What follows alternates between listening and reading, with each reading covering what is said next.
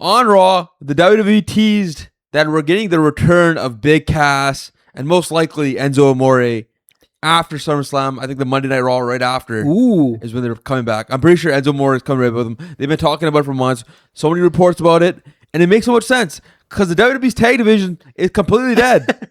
The two tag team champions right now, the real tag team champions, the Street Profits, lost to the Vision because they got, we invested in the Vision. We got to keep pushing this thing for sure. And then R-Truth and Damian Priest, it's just a comic gimmick over there. I think the Viking Warriors are probably the better team to take those titles, because they're actually a tag team. And I kind of feel like but Big Cass and Enzo Amore, I kind of feel like they're more Raw superstars than they are SmackDown superstars, in my opinion. They're perfect for the tag team division, in my opinion, because they kind of bring life to the division in a way. Where the division, it doesn't really have much going on. I mean, R-Truth and Damian Priest are fun to watch, but they're not tag team wrestlers. They're not a real tag team. And they aren't a real tag team. It just seems like it's a side mission for Damian Priest, and R-Truth is just there for a good time. He's trying to bring back the Judgment Day, bring the boys back. And the Vision just needs to take titles just for the stories they're trying to push and bring Austin Theory back into the fold and bring Maxine Dupree some life into her character. And let Braun Breaker do absolutely nothing. Just give him something to do because there's no other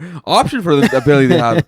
I think that these two guys, when they were there in the first run, they were electric. I remember when they first showed up on Raw, the fans were going nuts because everybody knew their lines from NXT. Their promos were good. And Enzo Amore is one of the best on the mic in the game. And I think that first run, them not being able to capitalize on them, like it was hard at the start. It fell off as it went on. And then Vince did Vince things, and it kind of ruined the whole thing. And then Enzo Amore did his own thing outside of the WWE. Yeah. A lot of things went wrong for those two when they first arrived at the WWE, on the main roster at least. And I think this time, second chance around, you're going to fix things, and they're probably going to do a better job. And Big Cass on the other side, I remember when he was in the Fatal 4-Way match for the Universal title after Finn Balor dropped it and he was taking on Roman Reigns, Seth Rollins, and Kevin Owens. You see exactly what the company saw in him, or you could tell what the company saw in him, or how they thought that he would have been a main eventer eventually for them. Like, he's a monster. He's 7 feet tall. You can't teach that. I think that those two guys are just going to be such a good combination, and they'll do wonders for the division. You just got to solve the division somehow, right? And if you're bringing in fresh, I guess not fresh faces, but you're bringing in I guess fresh faces would be the right term, right? Like, they're bringing someone that brings energy, and is there an actual tag team? I kind of feel like WWE in the last few times, they just like stick people together and they're like, oh, this is a tag team. Mm-hmm. Like Damian Priest and R-Truth, like we said, they're funny, right? But it kind of reminds me of like Chris Jericho and Big Show, like when they were tag team, right? Yeah. It didn't seem like that's a real tag team. It just seems like, hey, Jericho was a good tag team. I don't know how they weren't a good tag team. They were. I meant like they had both the titles. I mean, like in the sense of like they seem like they're individual wrestlers that just got stuck together. That's what the WWE's kind of going for, apparently. Like, they said they want more in-house tag teams. And I mean, those have worked in the past. There's been so many tag teams that the WWE just decided to stick two wrestlers together, and it worked. Kane and Big Show were a great tag team together. Yeah. And you say Chris Jericho and Big Show, they're a good tag team. When they had the titles, there was something going there that people were actually into. And even Edge and Jericho were a tag team at one point. That was fun. Randy Orton and Edge were a tag team at one point. That was fun. I mean, Damian Priest is just like... Damian Priest is kind of like a mid to upper level wrestler, and then you have R-Truth, who's the bottom of the card, lower level comedy act, and he's kind of has the belt. I felt like that could have been something. The fact that they held the belts longer than Sami Zayn held the WWE title is crazy to me, because they were like, R-Truth's a comedy act. Yeah. He shouldn't be a champ for months. It shouldn't be a thing. I mean, it's fun, sure, but eventually you're kind of like, okay, now we kind of gotta get past this. Give it to somebody who's actually a tag team. If you look at it, a year ago, the SmackDown tag division was unreal. It was stacked. We had a TLC match, and everything went downhill once the White Six got those titles. Nothing was the same since then. Ever since Y6 and NFTs got united in that beef, it was over for the tag team division. And like you said, it was stacked. It had actual tag teams. It had it was even Rey Fenix and Andrade put together in the house thing. They were a sick tag team. DIY was a sick tag team. Street Profits, obviously. They let go of the Motor City Machine Guns. Yeah. Like, those are 5 tag teams that are really good.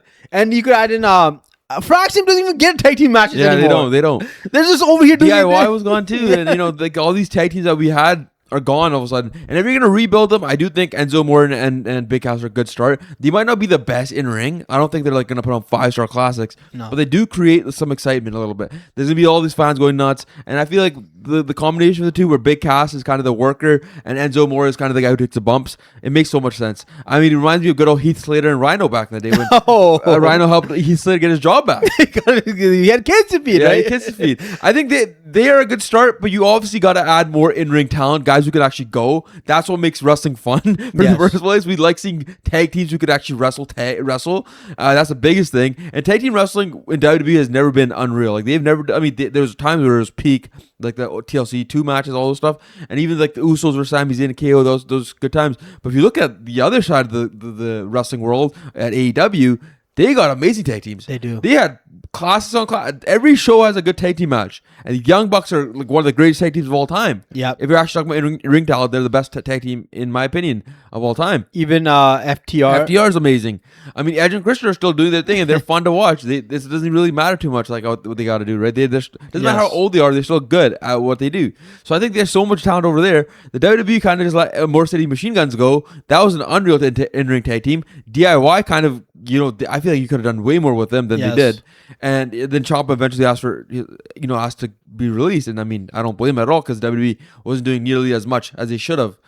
He's thriving now where he is. He's thriving now for sure. I just feel like, one thing I like about the fact that they announced his announcement back. Yeah. Is that now we know he's not what Danhausen's creating. I don't even know, like you know what I mean? That was gonna be the worst. Like if it was Big Cass come back just without Enzo Amore, and he's just like the monster that Danhausen creating. Yeah. I wouldn't be excited about that. For sure. And I kind of like that they also swerved us with the Baron Corbin thing too. Yeah. Like I just don't I don't like talents coming back to be like this monster that is Danhausen, right? We're just sticking him with Danhausen. We're sticking with another comedy act of Danhausen, which I don't think he needs. Yeah. Like he could just be, he's just doing good on his own. I wonder if like they brought Baron Corbin back, they brought back Big Cass. They're gonna bring back Big Cass and Enzo Amore. Those are guys who were around in the mid 2000s. I wonder if they're gonna bring more guys like that, more guys for the tag team division, especially because even then the tag team division wasn't great. They just released Sheamus, so I would have said Cesaro, and we could have got the bar back. But I doubt Cesaro would have come back now, because he's got such a good role over there with the Death Riders, and I'm pretty sure he's enjoying his time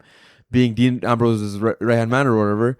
But I feel like there's got to be some tag team that was around back then that they might bring back. Maybe the New Day comes back. The New Day again? Maybe they'll pay them actually. Oh, hopefully they do, I kind of feel like the tag teams in the 2010s aren't like anything special, you know what I mean? Because Vince kind of neglected the tag team division. He neglected a lot. Did not care. Yeah, he did. The mid card, he was only all about Roman Reigns, Seth Rollins, and Brock Lesnar, and Braun Strowman for a little bit. But then I do think like you could easily bring back a few tag teams that you might give them a quick run. But then even if you look at NXT, you're not seeing or hearing about any unreal tag teams. I mean, every time I watch NXT, I can't think of anybody unless those other than those. See, this is the thing about being an NXT casual. I don't know their names, but the three guys who work together, and they're kind of like they're interacting with Blake Monroe at one point. They're the attractive boys, right?